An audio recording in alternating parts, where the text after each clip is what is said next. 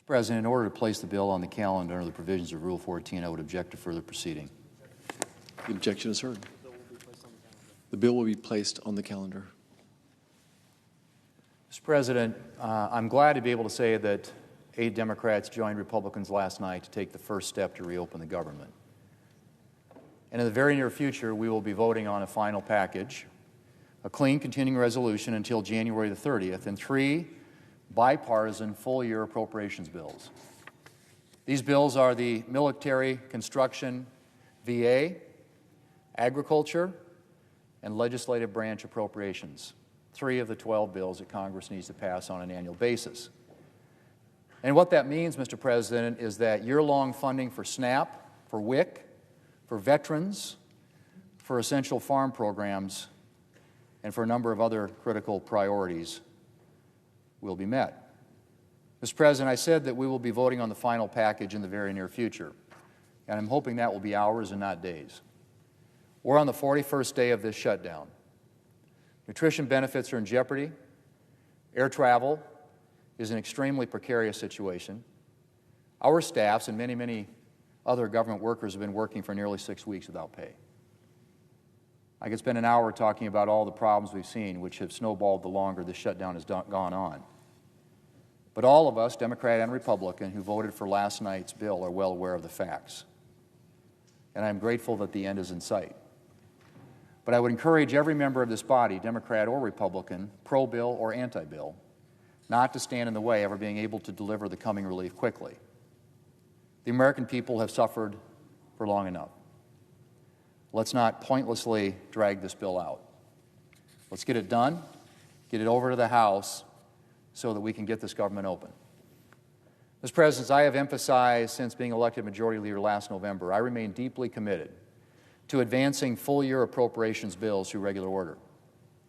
And we've drafted this continuing resolution to extend to January 30th specifically to give us more time to get this bipartisan work done. I look forward to taking up additional appropriations bills on the floor in the near future. Mr. President, after 41 days, I'm grateful to be able to say that we are close to getting the government reopened. And again, I ask all of my colleagues on both sides of the aisle, of both parties, to make it possible for us to quickly pass this bill. Mr. President, I yield the floor. I suggest the absence of a quorum. So, Mr. President, the last 41 days have exposed the depths of Donald Trump's cruelty. He shut the government down longer than any president in American history, took innocent kids, veterans, federal workers as hostages, political hostages, all because he refuses to do anything to fix the health care crisis, and instead keeps pushing policies that will cut people's coverage even more. Look no further than Donald Trump's war on SNAP. Last night, the First Circuit reaffirmed what lower courts have already said. Donald Trump cannot take 42 million hungry people as hostages. He cannot withhold the benefits they need for food for their families. Even now, Donald Trump isn't satisfied. Today, even more cruel, he appealed to the Supreme Court yet again to try and get out of paying full SNAP benefits. The president's done a lot of cruel, nasty, mean things over the years. But going all the way up to the Supreme Court, not once but twice, to ensure kids go hungry is about as cruel a thing as he's ever done. Donald Trump would rather make hungry Americans suffer, make kids suffer, make veterans go hungry and disabled individuals suffer, than do anything to lower health care costs for the American people. The American people will not forget Donald Trump's cruelty and heartlessness over the last 6 weeks. And let me say something else. The American people have now awoken to Trump's health care crisis. Health care is once again at the forefront of people's minds. People now see that premiums are about to skyrocket. They're terrified about how they're going to pay for their insurance. Democrats demanded that we find a way to fix this crisis, and quickly, but Republicans have refused to move an inch. So I cannot support the Republican bill that's on the floor because it fails to do anything of substance to fix America's health care crisis. The health care crisis is causing millions of families back home sleepless nights because they don't know how they're going to afford health care insurance so much needed by their families. Doing nothing is unacceptable, but that's the choice the Republican side made in obeisance to Donald Trump. Republicans now own this health care crisis. They knew it was coming. We wanted to fix it. Republicans said no, and now it's on them. When people's out-of-pocket costs double or triple, very soon Americans will know Republicans made it happen. When 60-year-old couples start paying $20,000 a year for health insurance, they'll know Republicans made it happen. When 4 million Americans lose insurance, when kids with cancer are priced out of coverage, when families face financial ruin, they'll know Republicans made it happen. And the pain will only get worse as more and more people on ACA and with private insurance see their premiums go up and up and up. People out there are struggling. It's harder to make ends meet. Rent is up, groceries are up, people's electricity bills have gone up, and now, thanks to Republicans, health care costs will spike dramatically. The past few weeks have exposed with shocking clarity how warped Republican priorities truly are. While people's health care costs have gone up, Republicans have come across as a party preoccupied with ballrooms, Argentina bailouts, and private jets. Republicans' breach of trust with the American people is deep and perhaps irreversible.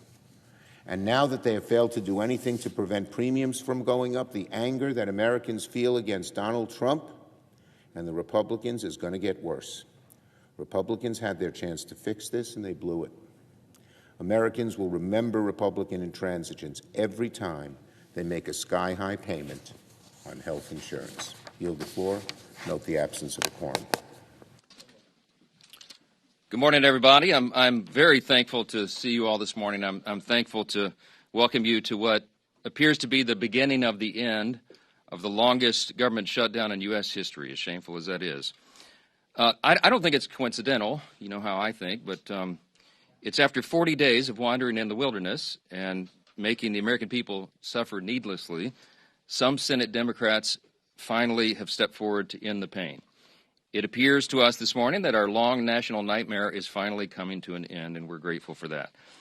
At least some Democrats now finally appear ready to do what Republicans and President Trump and millions of hardworking American people have been asking them to do for weeks. But as we said from the beginning, the people's government cannot be held hostage to further anyone's political agenda. That was never right. And shutting down the government never produces anything. It never has, if you study history. And so here we are.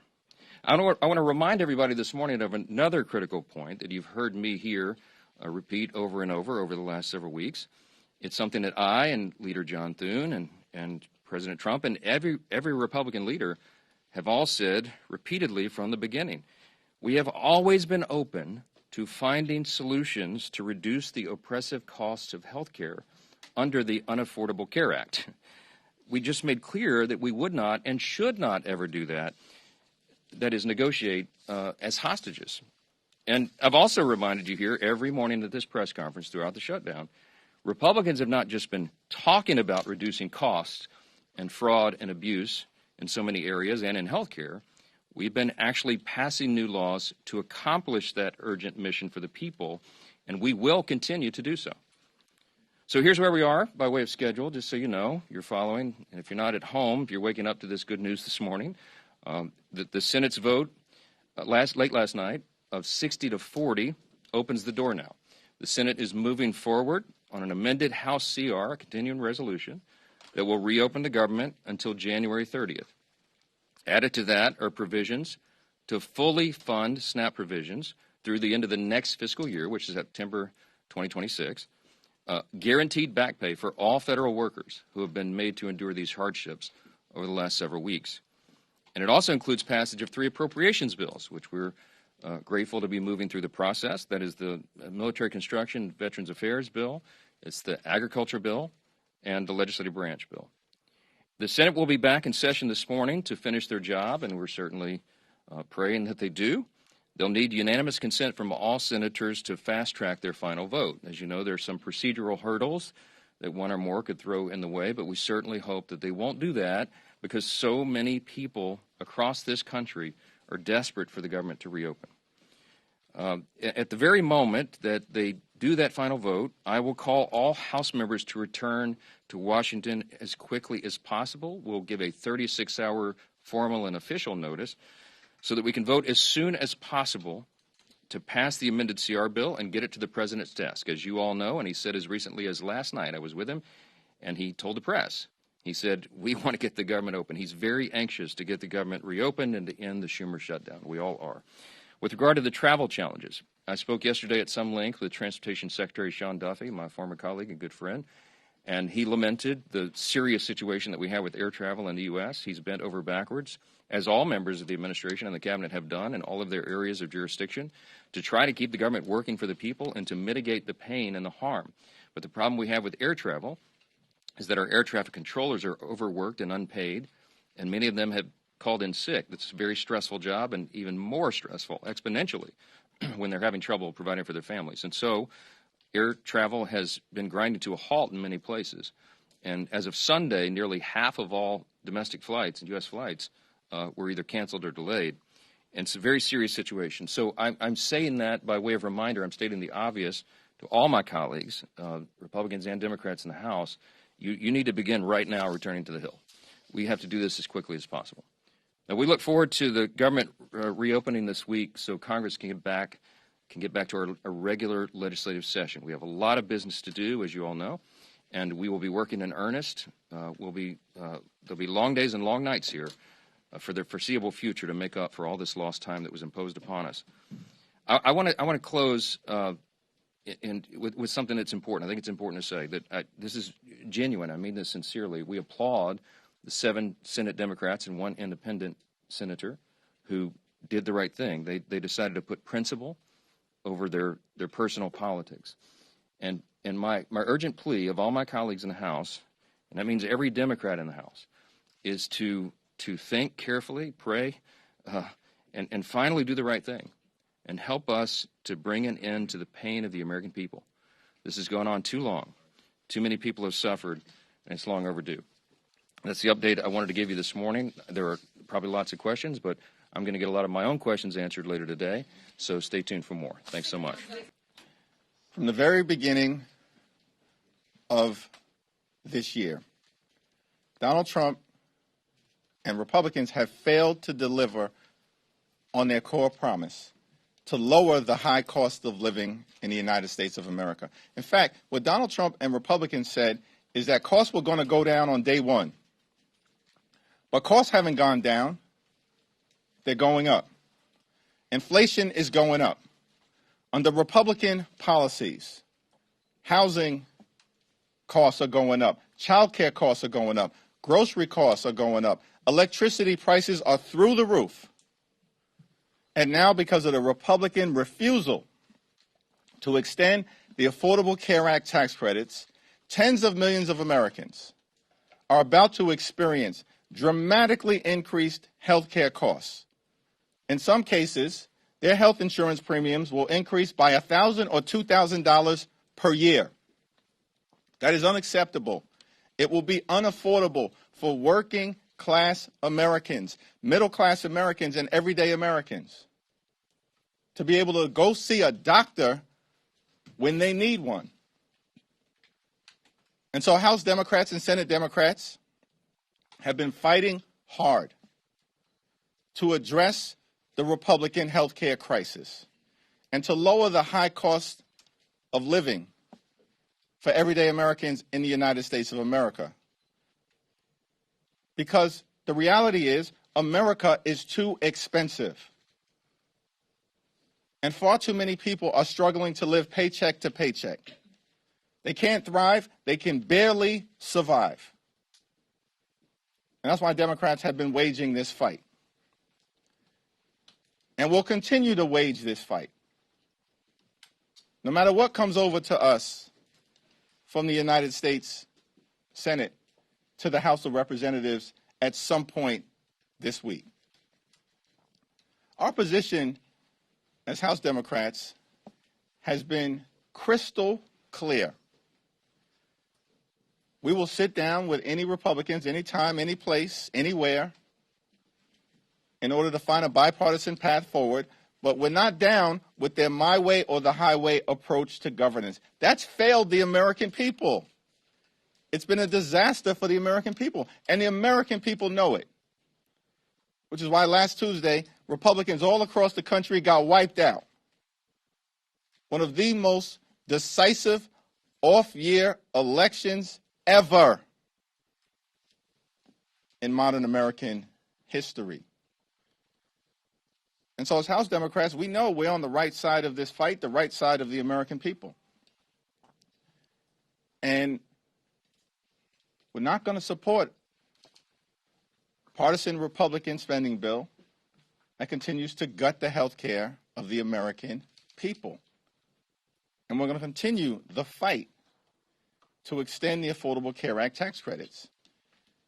And if it doesn't happen this week, next week, this month, next month, then it's the fault of Donald Trump, House and Senate Republicans, who continue to make life more expensive for the American people.